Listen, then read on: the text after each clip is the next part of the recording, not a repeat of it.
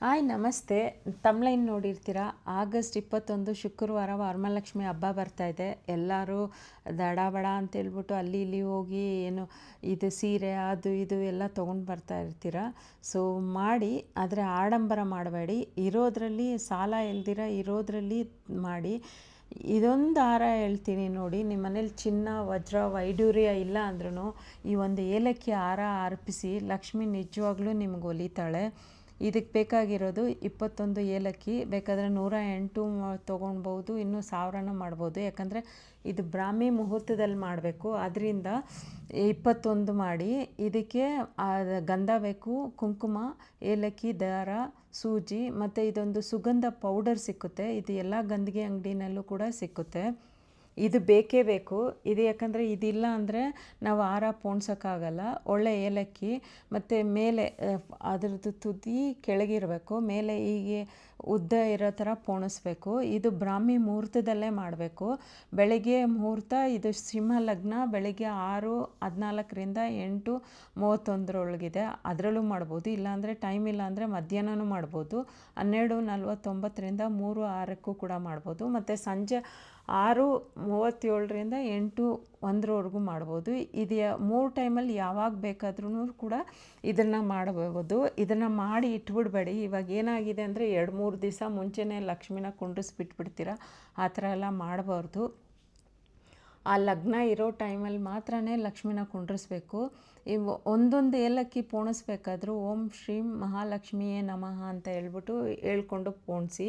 ನಿಜವಾಗ್ಲೂ ಹೇಳ್ತೀನಿ, ಇವಾಗ ಎಲ್ಲ ಮನೆಯಲ್ಲಿರೋ ವಸ್ತು ಹಾರ ಎಲ್ಲ ತಂದು ಮನೆ ದೇವ್ರಿಗೆ ಡೆಕೋರೇಟ್ ಮಾಡಿಬಿಡ್ತೀರ. ಲಕ್ಷ್ಮಿನೇ ನಮಗೆಲ್ಲ ಕೊಡಬೇಕಾಗಿರೋವಾಗ ನಾವೇನೋ ದೇವ್ರಿಗೇನು ಭಕ್ತಿಯಿಂದ ಈ ಥರ ಸಿಂಪಲ್ಲಾಗೆ ಅರ್ಪಿಸೋದೇ ಲಕ್ಷ್ಮಿಗೆ ಇಷ್ಟ ಆಗೋದು. ಸುಮ್ಮನೆ ನಮ್ಮ ಹತ್ರ ಇದೆ ಅಂತ ಹೇಳ್ಬಿಟ್ಟು ಚಿನ್ನ ಬೆಳ್ಳಿ ಎಲ್ಲ ಹಾಕ್ಬಿಟ್ಟು ಸುಮ್ಮನೆ ಭಕ್ತಿ ಏನೂ ಇರಲ್ಲ. ಅಲ್ಲಿ ಬರೀ ಶೋ ಆಫ್ ಮಾತ್ರ ಇರುತ್ತೆ. ಆ ಥರ ಮಾಡೋಕ್ಕೆ ಹೋಗಬೇಡಿ. ಈ ಥರ ಭಕ್ತಿಯಿಂದ ಒಂದು 5 ಥರದ ಹೂವು, 5 ಥರದ ಹಣ್ಣು ಮತ್ತು ಇದೊಂದು 21 ಏಲಕ್ಕಿನ ಭಕ್ತಿಯಿಂದ ಬ್ರಾಹ್ಮಿ ಮುಹೂರ್ತದಲ್ಲಿ ಪೋಣಿಸಿ ಇಲ್ಲ ಇದಕ್ಕೆ ಹಾಕಿ, ಕಳಶಕ್ಕೆ ಹಾಕಿ. ಇಲ್ಲ ಅಂದರೆ ಚಿಕ್ಕ ಲಕ್ಷ್ಮಿ ವಿಗ್ರಹ ಇದ್ದರೆ ಲಕ್ಷ್ಮಿ ವಿಗ್ರಹಕ್ಕೆ ಕೂಡ ಇದನ್ನು ಹಾಕ್ಬೋದು.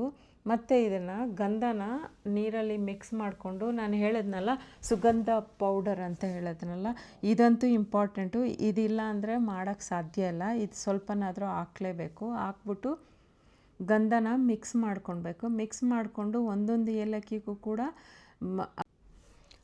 ಗಂಧನ ನಿಧಾನಕ್ಕೆ ಹಚ್ತಾ ಬರಬೇಕು. ಎಲ್ಲದಕ್ಕೂ 21ಕ್ಕೂ ಕೂಡ ಹಚ್ಚಬೇಕು. ಗಂಧನ ನಿಧಾನಕ್ಕೆ ಹಚ್ಚಬೇಕು. ಬಟ್ ಇದೆಲ್ಲ ಆ ಮುಹೂರ್ತ ಇರುತ್ತಲ್ಲ, ಆ ಮುಹೂರ್ತ ಟೈಮಲ್ಲೇ ಹಚ್ಬೇಕು ಇವೆಲ್ಲ. ನಿಜವಾಗ್ಲೂ ನಂಬಿ. ಇದೆಲ್ಲ ನೋಡೋಕ್ಕೆ ನಿಮ್ಗೆ ಸಿಂಪಲ್ ಅನಿಸುತ್ತೆ. ಹಿಂದಿನ ಕಾಲದಿಂದಲೂ ಏಲಕ್ಕಿಗೆ ಅದರದ್ದೇ ಆದ ಒಂದು ಮಹತ್ವ ಇದೆ. ಇದು ಪವಿತ್ರ ಸಂಕೇತ. ಯಾವುದೇ ನಾವು ಹಬ್ಬ ಹರಿದಿನಗಳಾಗಲಿ ಪಾಯಸ ಮಾಡಿದ್ರೆ ಏಲಕ್ಕಿ ಇಲ್ದಿರ ನಾವು ಪಾಯಸ ಮಾಡೋದೇ ಇಲ್ಲ.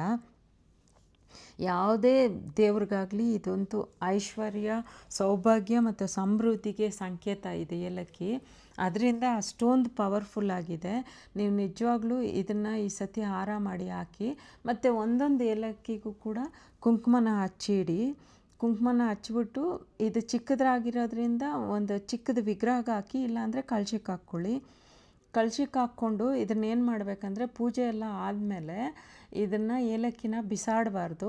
ಇದನ್ನು ಒಂದು ಕೆಂಪು ಬಟ್ಟೆನಲ್ಲಿ ಸುತ್ತಿ ನೀವು ವ್ಯಾಲ್ಯುಬಲ್ ಅಂದರೆ ನಿಮ್ಮ ಕಾಸು, ಹಣಕಾಸು ಮತ್ತು ಒಡವೆಗಳಿಟ್ಟಿರ್ತೀರೋ ಆ ಒಂದು ಬಾಕ್ಸಲ್ಲಿ ಇದನ್ನು ಪೂಜೆ ಮಾಡಿ ರೆಡ್ ಬಟ್ಟೆನಲ್ಲಿ ಕಟ್ಟಿ ಅದನ್ನು ಇಡಿ. ಮತ್ತು ಇದನ್ನು ಬರೋ ವರ್ಷ ಹೊಸ್ದಾಗಿ ಮಾಡಿ ಈ ಹಳೆಯದನ್ನು ಯಾವುದಾದ್ರೂ ಹರಿಯೋ ನೀರಿನಲ್ಲಿ ಬಿಡಿ. ನಿಜವಾಗ್ಲೂ ಇದರಿಂದ ಈ ಸತಿ ಮಾಡಿ ನೋಡಿ. ಎಷ್ಟು ಲಕ್ಷ್ಮಿ ನಿಜವಾಗ್ಲೂ ಒಲಿತಾಳೆ. ನಿಮ್ಗೆ ಇದು ಇಷ್ಟ ಆದರೆ ಸಬ್ಸ್ಕ್ರೈಬ್ ಮಾಡಿ, ಫಾಲೋ ಮಾಡಿ, ಶೇರ್ ಮಾಡಿ ಮತ್ತು ಕಮೆಂಟ್ ಮಾಡಿ. ಲಕ್ಷ್ಮಿಗೆ ಬೇಕಾಗಿರೋದು ಭಕ್ತಿ ಅಷ್ಟೇ. ಮತ್ತು 5 ಥರದ ಹಣ್ಣು, 5 ಥರದ ಹೂವು ಮತ್ತು ತುಪ್ಪದ ದೀಪ, ಅಲಂಕಾರಕ್ಕೆಲ್ಲ ಲಕ್ಷ್ಮಿ ಒಲಿಯೋದು, ತೋರಿಕೆಗಲ್ಲ. ಈ ಥರ ಸಿಂಪಲ್ಲಾಗಿ ಒಂದು ಹಾರ ಮಾಡಿ ಈ ಸತಿ ಹಾಕಿ. ನಿಮಗೆ ಸುಖ, ಸಮೃದ್ಧಿ, ಸಂಪತ್ತು ಹೆಚ್ಚುತ್ತೆ. Thank you.